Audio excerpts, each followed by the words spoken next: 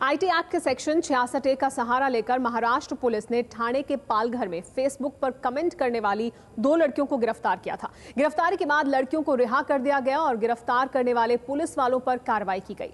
अब section 66A को बदलाव की तैयारी शुरू हो गई है। दिल्ली की कानून की छात्रा श्रेया सिंघल ने सुप्रीम कोर्ट में याचिका लगाकर मांग की है कि आईटी एक्ट के सेक्शन 66A को संज्ञेय अपराध की श्रेणी से हटाया जाए। इसके अलावा मांग ये की गई है कि अप्रिय ऑनलाइन संदेश मामले में कोर्ट की इजाजत जरूरी हो कार्रवाई के लिए। कोर्ट की इजाजत के बिना कार्रवाई ना की जाए, बिना कोर्ट की इजाजत लिए पुलिस गिरफ्तारी ना करे, ये मांग भी सामने रखी गई है छात्रा द्वारा।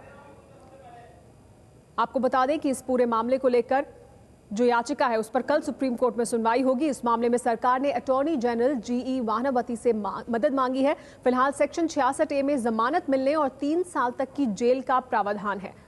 अब इस मामले पर कल सुप्रीम कोर्ट में सुनवाई होने वाली है और इस बीच कुछ दिशा निर्देश भी जारी किए गए हैं। कहा गया है कि डीसीपी लेवल के अधिकारी से नीचे को भी अधिकारी कार्रवाई ना करे 66A के तहत।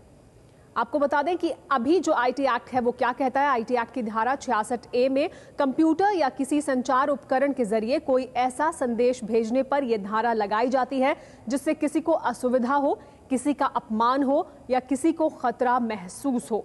ये है फिलहाल 66A की जो धारा है। इसमें 3 साल की सजा और जुर्माने का प्रावधान है। अब इस मामले पर जो याचिका दायर की गई है कानून की छात्रा के द्वारा दिल्ली में सुप्रीम कोर्ट में, उस पर कल सुनवाई होगी। हमारे साथ जुड़ गए हैं एबीपी न्यूज संवाददाता निपुण सहगल। निपुण, ये जो 66A की जो धारा है जिस पर अब कल सुनवाई होगी सुप्रीम कोर्ट में, उसमें कल क्या किन बिंदुओं पर गौर किया जाएगा, क्या कुछ होगा? अटॉर्नी जनरल से भी जो राय मांगी गई है उसकी कितनी अहमियत होगी?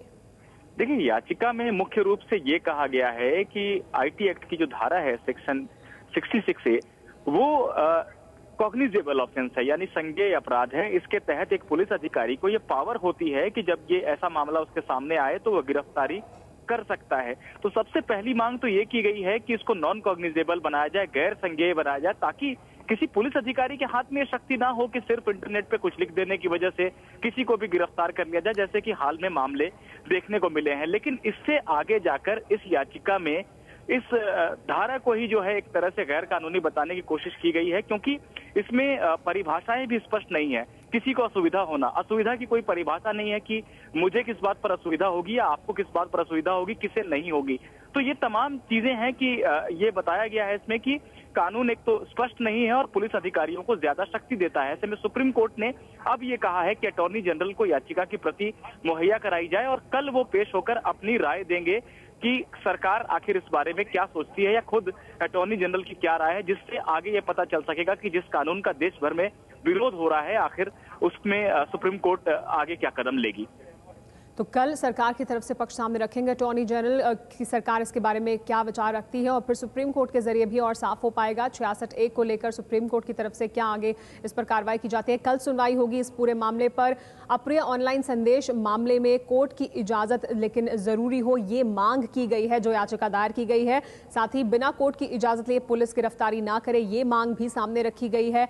जो कानून है वो उसमें जो परिभाषा है कानून में उसमें बहुत सारी दिक्कतें हैं, ये बात भी सामने रखी गई है।